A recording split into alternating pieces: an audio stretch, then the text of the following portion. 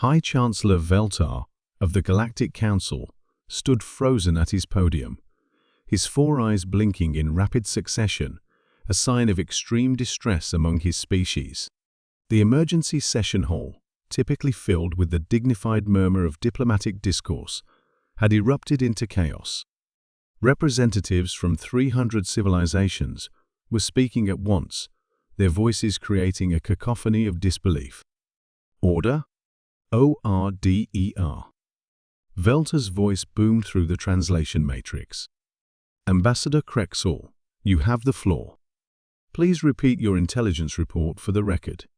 The insectoid ambassador from the Xerian hegemony clicked his mandibles nervously. High Chancellor, our deep space reconnaissance confirms it. The Draconian Empire has mobilized their 7th fleet, over 200 dreadnoughts, 50,000 support vessels, and 3 million ground troops. Their destination is the Sol system. A collective gasp rippled through the chamber. In the diplomatic section reserved for newer civilizations, Ambassador Sarah Mitchell of Earth sat perfectly still, her face a mask of professional calm that fooled no one who knew humanity's reputation. Are they completely insane? Shrieked Representative Zixala from the Andromedan Coalition, her crystalline body flickering with agitated colors. Don't they know what happened to the Valerian Empire? The Kethvar Collective. Clearly they've forgotten the Proxima incident, muttered Senator Grox from the Centaurian Republic, his scales darkening to an ominous purple. Remind me how many species have attempted to invade Earth in the last 50 years. Ambassador Mitchell cleared her throat delicately. 17, Senator. Though we prefer to call them diplomatic misunderstandings. The chamber fell silent. Even the translation matrix seemed to hesitate before converting her words into the various alien languages. Diplomatic misunderstandings, repeated Chancellor Veltar slowly.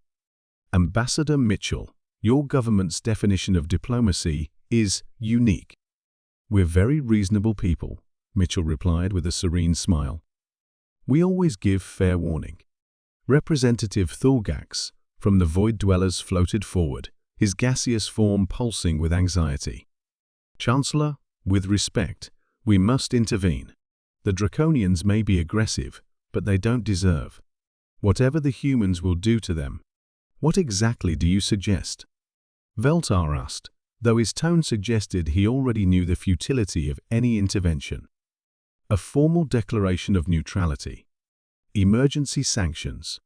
Anything to stop this madness. Ambassador Mitchell stood gracefully, her movement drawing every eye in the chamber. Despite representing one of the galaxy's smallest civilizations by population, her presence commanded absolute attention. Everyone remembered the stories. Honored representatives, she began, her voice carrying easily through the vast hall. I appreciate your concern for the Draconian Empire. Truly, I do. However, Earth's policy regarding uninvited military visitors has been clearly stated and widely disseminated.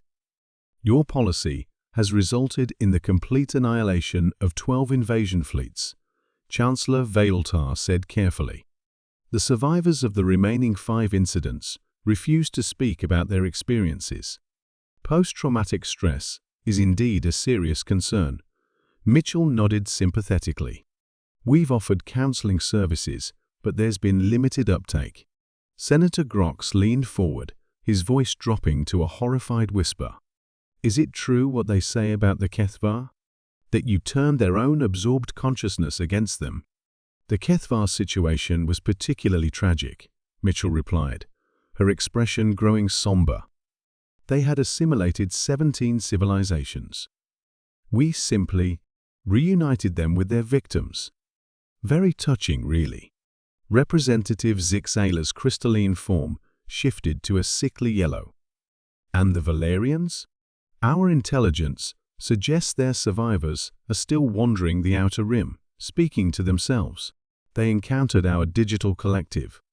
Some found the experience quite profound. Several have started meditation retreats.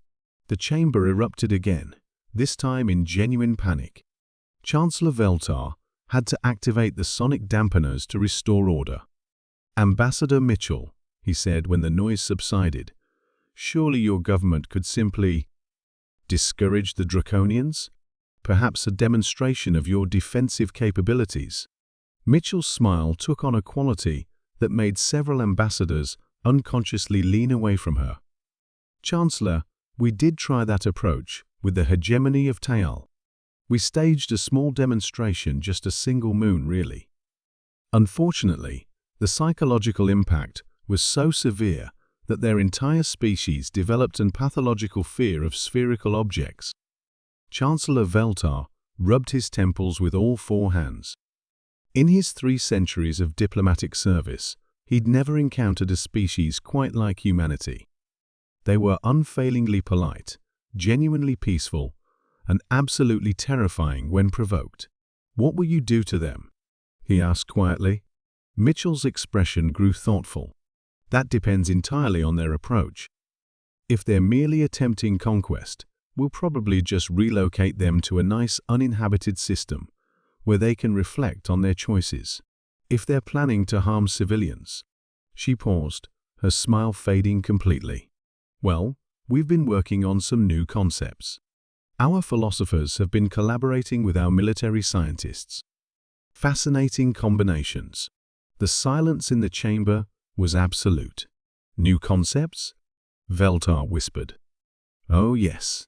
For instance, we've discovered that consciousness can be restructured to experience empathy at a cellular level. Imagine feeling genuine remorse for every act of violence you've ever committed, but amplified through quantum resonance to include the suffering of everyone affected by your actions." Representative Thulgak's gaseous form began to disperse in terror. That's not warfare. That's forced enlightenment. "We prefer to think of it as aggressive therapy," Mitchell said brightly. "Very effective for chronic aggression disorders." Chancellor Veltar made a decision that would be recorded in galactic history as the Terran Accords. "Emergency session is adjourned. I'm issuing an immediate galaxy-wide advisory. Any species contemplating military action against Earth should first consult with survivors of previous attempts. This council officially designates Sol System as a zone of existential hazard." As the representatives filed out in stunned silence, Ambassador Mitchell gathered her materials with practiced efficiency. Senator Grox approached her carefully, as one might approach a sleeping predator. "Ambassador, if I may ask, what's the real reason your species is so creative in your defensive measures?" Mitchell looked up from her briefcase, her expression genuinely puzzled.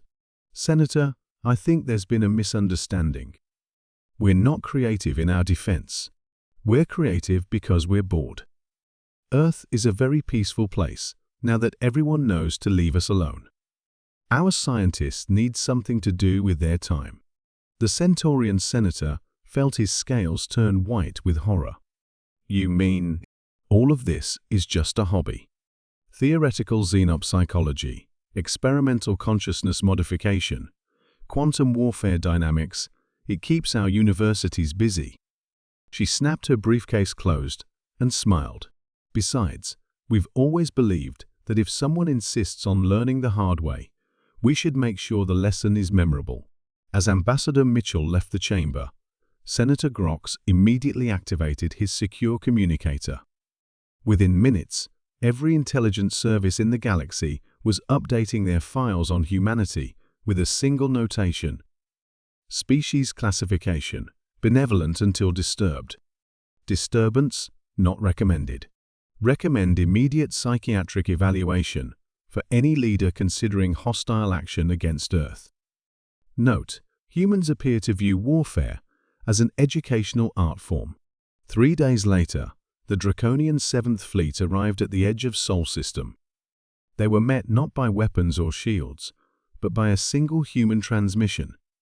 "Welcome to Earth's neighborhood. Please hold while we prepare your personalized learning experience."